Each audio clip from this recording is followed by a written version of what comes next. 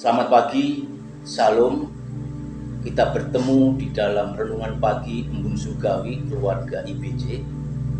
Pagi hari ini saya ingin menyampaikan kekuatan iman atas tokoh dalam Injil yang dicatat oleh Yohanes maupun Lukas, yaitu tentang Yohanes Pembaptis.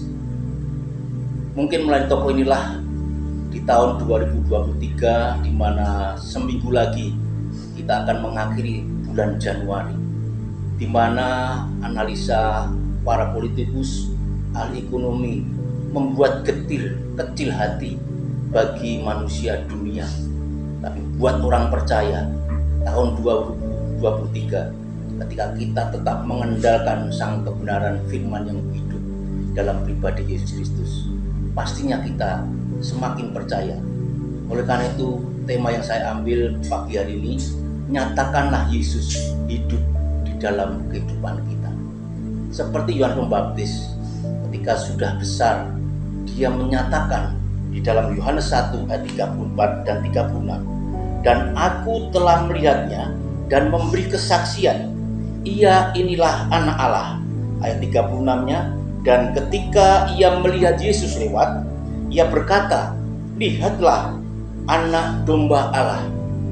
Siapa Yohanes Pembaptis?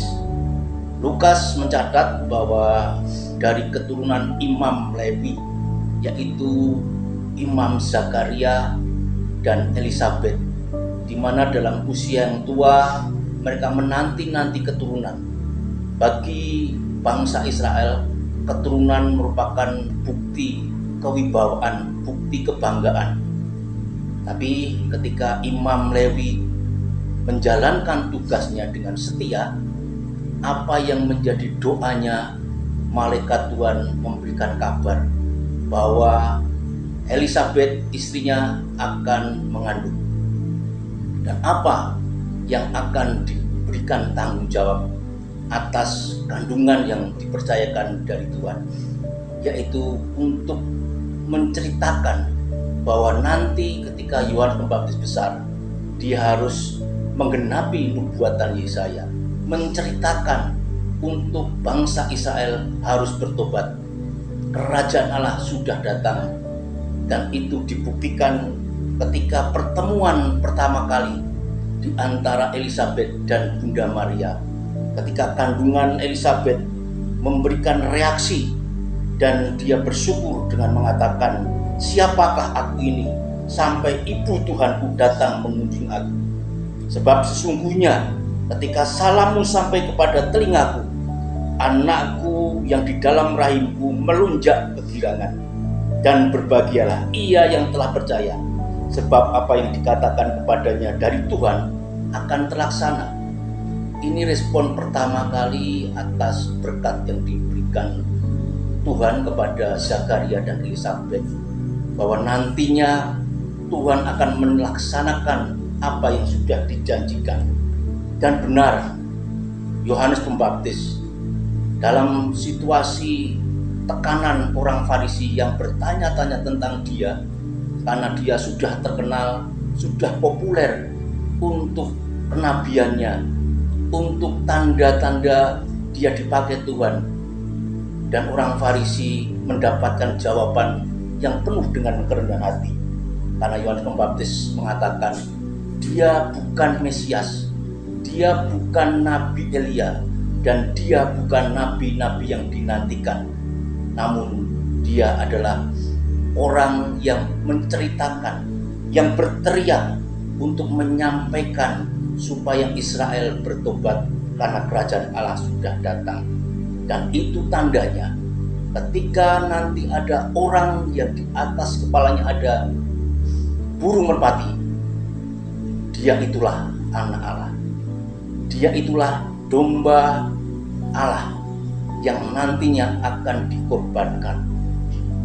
Dan ketika itu Yohanes Pembaptis melihat benar bahwa Yesus datang dan minta dibaptis, dan dia mengakui, dia ada sebelum aku. Dia sudah mengenal aku sebelum aku dilahirkan.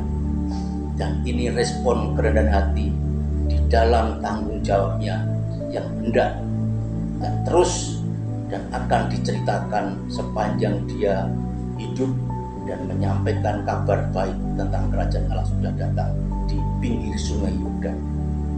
Dan ketika itulah Yohanes menyatakan dengan yakin dalam pribadi Yesus, di mana di atas kepalanya ada burung merpati, dan Tuhan sendiri berkata, inilah anakku, kepadanya aku berkenan.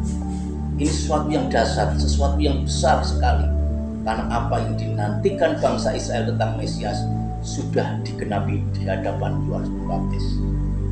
Dan ini menjadi kesukaan besar ketika dalam sepanjang nikmat hidup kita, secara pribadi kita berjumpa dengan Yesus Kristus. Pastinya kita berani untuk menyatakan Yesus Kristus ada dan hidup dalam kehidupan kita. Mungkin ketika kita dulu bukan apa-apa, dipinggirkan, diabaikan, tapi ketika kita sudah menjadi kepunyaannya, diangkat, dipermuliakan, dan dianggap berharga, itulah anugerah terbesar. Dan selayaknya kita memberanikan diri untuk bercerita, untuk menyatakan Yesus Kristus adalah anak Allah, anak domba Allah yang sudah dikorbankan di kayu salib menjadi juru selamat bagi orang percaya. Tuhan memberkati. Tahun ini merupakan bukti menjadi tahun kemenangan bagi orang-orang percaya. Haleluya. Amin.